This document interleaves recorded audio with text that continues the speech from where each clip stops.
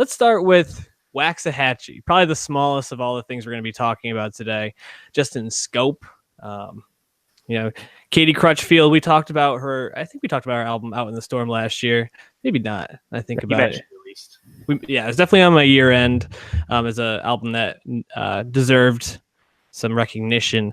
And this was a short EP, Great Thunder, based off of the band, the short-lived band that she was a part of that recorded these 6 songs back in 2012. She really wanted to redo them, make it a little bit crisper, take out that lo-fi sound.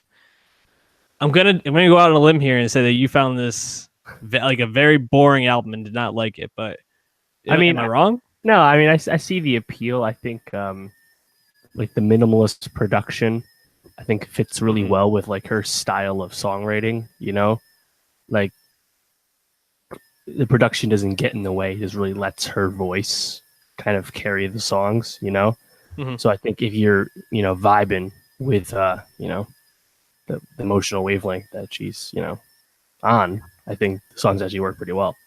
Obviously, again, not my cup of tea, but I think it is well done.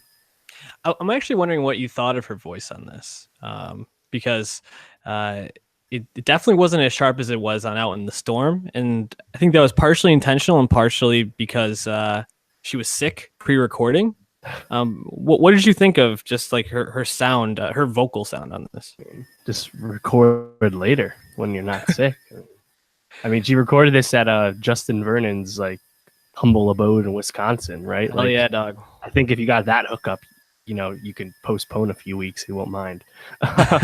But no, I think again, I think her voice does a lot for someone who's not like wailing, and she's not like piping it up either. But I don't know. I think it it carries throughout all the songs. But I'm not super well versed in any of her music or any of her various projects. But how did you think about this coming in from someone who's listened to her 4 other records and her other stuff?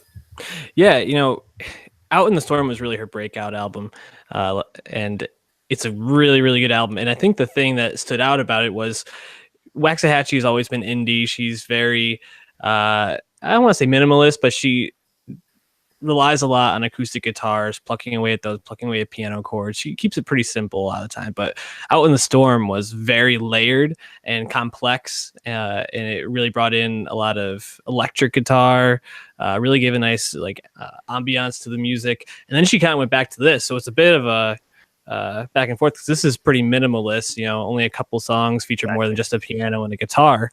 So it's a bit of a shift back for her, but I think it's a really well done album because her bread and butter is always going to be her lyrics. And I think kind of going back to what I was mentioning before, her voice on this and with the lyrical content of being a lot about heartbreak, breakups, broken people, actually kind of adds this feeling to it of like desperation of really straining to like meet a person where they're at. So I think the album's really effective and it's really well done.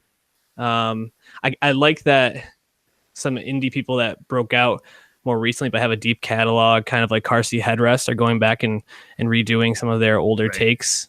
And if I had to pick one song off this, I'd probably go Take So Much, the last one. Chapel Pines, the single off this, is also one of my favorites. So I'd recommend those